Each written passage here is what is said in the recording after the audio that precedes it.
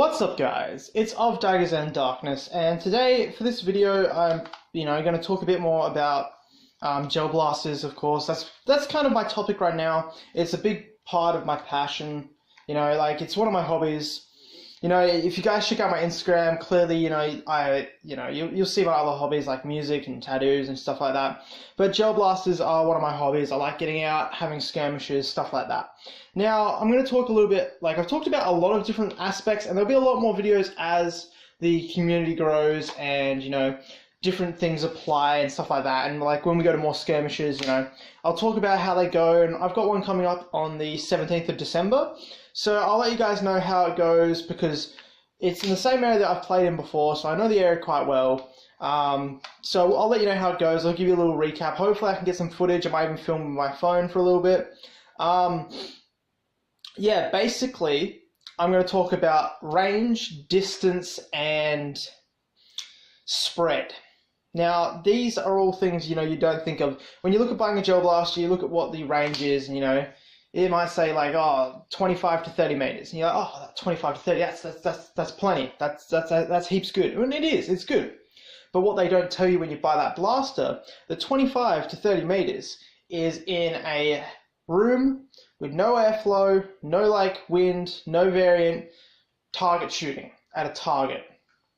Now, when it comes to playing with gel blasters, if you're playing in a skirmish, say, in an outdoor environment that we play at, that is kind of like a parkish area, you got some trees, you got some wind, your bullets or your gels with your gel blaster won't travel always 25 to 30 flat.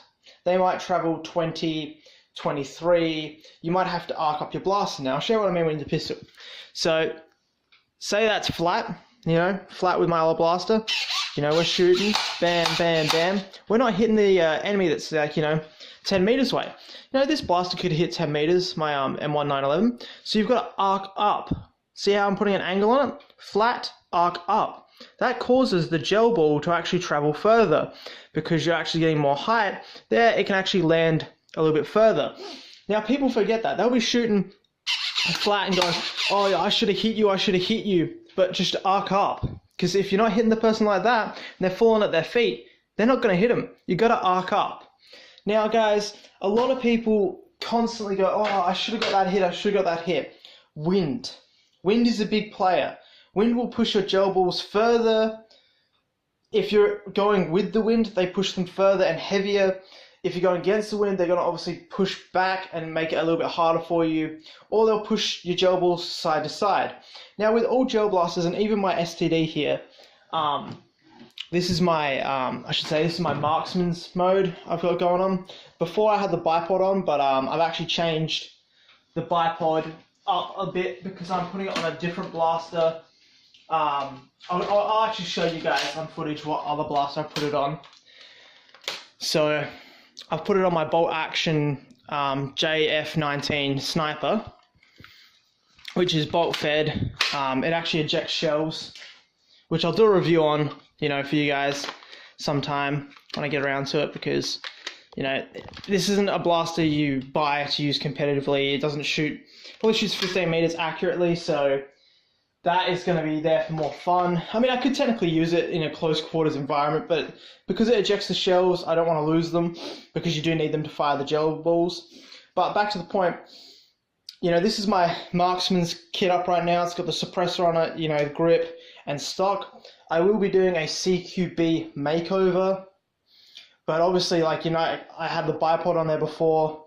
I had the heavy scope on there, which I've changed to my reflex, so I'm slowly progressing it to a CQB model. But you guys got to remember, if you're playing outdoors, there is wind, there's leaves, there's bushes, there's scrubs. There's a lot of variants that make it harder for you to get hits. And, if you think you're hitting someone and they're not calling their hit, it could be that you're not actually hitting them.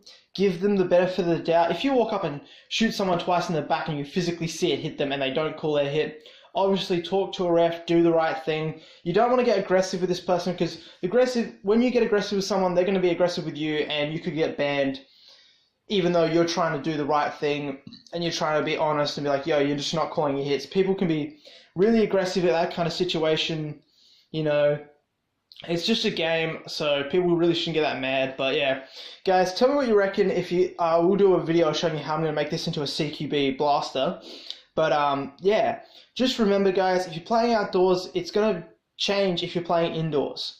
So if you're used to playing indoors and you're hitting 30 meters, you're using like an M4 or a, like any of the M4s, a SCAR, an MKM2, and you're hitting long range, you're like, oh yeah, this is great, and you go outside and you're having issues, it's because the environmental change. Always remember that. I've had so many people go, oh, I should be getting hits and stuff, and I have to explain to them, like, you're outside, there's a lot of different, things that happen when you're outside. You're running around, you're kicking up dirt, And that's another thing to think of. When you're outside, wear long pants, even if it's hot, because you get dirt stuck to you. Depending where you are, there can be snakes, bugs, shit like that. Just try and make sure you look after yourself and your gear. Don't leave your gear on the floor. I always have my lanyard or my strap because I like to hold it on me. I very rarely ever put my blaster on the floor. I try not to drop my blaster because you don't want to break them and stuff like that. But guys, don't forget to like and subscribe, and I'll catch you next time.